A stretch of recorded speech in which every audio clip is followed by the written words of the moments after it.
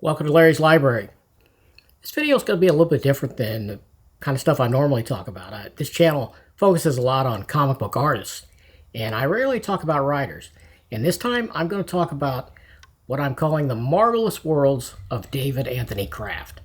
Who is David Anthony Kraft? In my view, David Anthony Kraft is one of those Marvel writers that you probably read a lot of his stuff, and you may not realize who he was, or that, oh, that was a David Anthony Kraft book.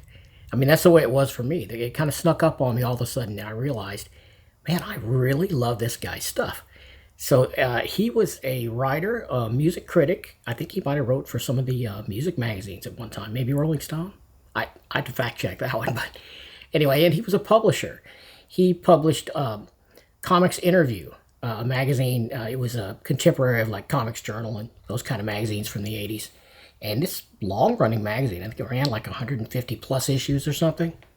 So he did that, and he did a lot of great stuff for Marvel in the late 70s, early 80s specifically. Sadly, he did die from COVID-19 in 2021. And it's particularly sad because, I have copies, single-issue copies of many of the comics I'm going to discuss in this little video. And I would have loved to get his signature on those covers. So I never got to meet him, and I never got his autograph. And that's a tough one. So what got me started thinking about DAK, David Anthony Kraft, was I recently read the Savage She-Hulk Omnibus. And that collects the first series, the entire first run. I think it was 25 or 26 issues. And David Anthony Kraft wrote every issue except the first one. Now, a little background about that, in case you didn't know, or if you haven't read that Omni yet, because this material is covered in there. That book, that character, came about because it was during the height of the Hulk TV show, the Bill Bixby TV series that was wildly popular in the 70s, late 70s. Marvel was afraid that if they didn't create a She-Hulk or a female Hulk character, that the TV people would do it before them. And then the TV people, I don't know I think it was ABC. I don't know if it was ABC or NBC. I can't remember now, but either way, Marvel Publishing was afraid that if the TV network developed a female version of the Hulk first, that they would get credit for it, and potentially they would even own the copyright somehow. I'm not sure how that stuff works, but that was their fear. So they had some meetings about it, and they decided, and let me backtrack a bit. The reason they were worried about this is because the $6 Million Man series was running at the same time as the original Hulk TV show. And then they spun off the Bionic Woman from $6 Million Man. And so that's what got the wheels turning in at Marvel's head, saying, oh man, we've got to come up with a female Hulk character, So they very quickly rushed. Stan just threw together a script for issue 1 of the Savage She-Hulk just to develop the character and say, okay, we did it first. This is ours. And he did. And you can kind of tell. It's pretty slapdash, that first issue. And it gets much better as the series goes along because Stan said, hey, I got too much on my plate. There's no way I can write this one. So I'll do the first issue, get this going, and give it to someone else. And that someone else ended up being David Anthony Kraft. And boy, did he develop the character in that run. He wrote every issue of the remaining, of the series. So like 24 to 25 issues he wrote straight. He developed background characters, very quirky characters. Some he brought over from stuff he'd written in the past. Like there was a character from the Man-Thing run, which he had wrote some issues of Man-Thing.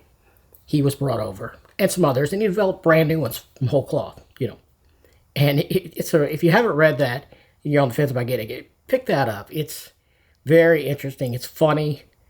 You can see where the modern She-Hulk came from that. I mean, quite easily. And the only thing that's missing from that first run is breaking the fourth wall. John Byrne did that. David Anthony Kraft did not do that. Although it is something quirky and offbeat, I can see him doing it because this is one of those writers. In fact, he's kind of similar to Steve Gerber in that he does a lot of offbeat, quirky stuff. Kind of stuff that I usually really like. And this is no different. One of my favorite David Anthony Kraft characters is Devil Slayer. Now, this was a character used primarily in the Defenders, and he could summon weapons with this shadow cloak that he wore. He could teleport with it, and it's wild. He's got an origin that relates to satanic cults and this demon cults, and it's a whole thing. And I really love this character. Very strange, perfect member of the Defenders. Love that character. But before there was Devil Slayer, there was Demon Hunter. And Demon Hunter is a book that David Anthony Kraft wrote in 1975 for Atlas Seaboard. That offbeat, quirky little company, you got a trend here. That publisher, they did a whole bunch of stuff for about a year. Larry Lieber, Stan Lee's brother, was trying to challenge Marvel at the time. I mean, that's a whole other story, and it could be a whole other video. So I won't go into details there. But that publishing company lasted about a year, and they were gone. So Demon Hunter got one issue out, and then the whole thing was done. So years later, about 2.5, 3 years later, David Anthony Kraft and Rich Buckler, who was the artist and the co-plotter for that Demon Hunter book, brought that character over to Marvel. They tweaked his costume a little bit, changed the colors from, I think, blue and red to blue and orange, changed the character's name. So Demon Hunter became Devil Slayer. And many of the dangling plot threads from that old 1975 comic, he later finished within the pages of the Defenders. And I really love that. Yeah, that's really something. He brought it over, and the Xenogenesis, the demon race on Earth plotline that was started in that Atlas comic, they completed in the Xenogenesis Defenders arc. It ran from, let's see, I got my notes here, issue 58 through 60. So it's a 3-part story, one of my favorite Defender stories of all time. And that one came out in 1978. I'll show the covers here. Just awesome stuff. Another weird, offbeat Marvel character that, well, I don't think David Anthony Kraft created the character per se. He certainly developed him more than any other writer, and that is Man-Wolf. Now, Man-Wolf was the son of J. Jonah Jameson, who is the newspaper publisher, grouchy boss of Peter Parker. And this guy, his son, is an astronaut, and I won't go over his entire origin here, but he becomes this werewolf-like creature. He becomes the Man-Wolf, and you can easily distinguish him from Marvel's Werewolf by Night, because Werewolf by Night has brown hair and Man-Wolf has white hair. Really cool character. Cool character design on this one. I think George Perez was instrumental in that. He worked on a lot of those early Man-Wolf issues that ran in Creatures on the Loose. 1975 issues 33 through 37. David Anthony Kraft wrote the hell out of Man-Wolf. I love that character. Interestingly enough, later on, about 3 years later, David Anthony Kraft did another little 2-issue arc. Two of my favorite comics of all time, also with George Perez art.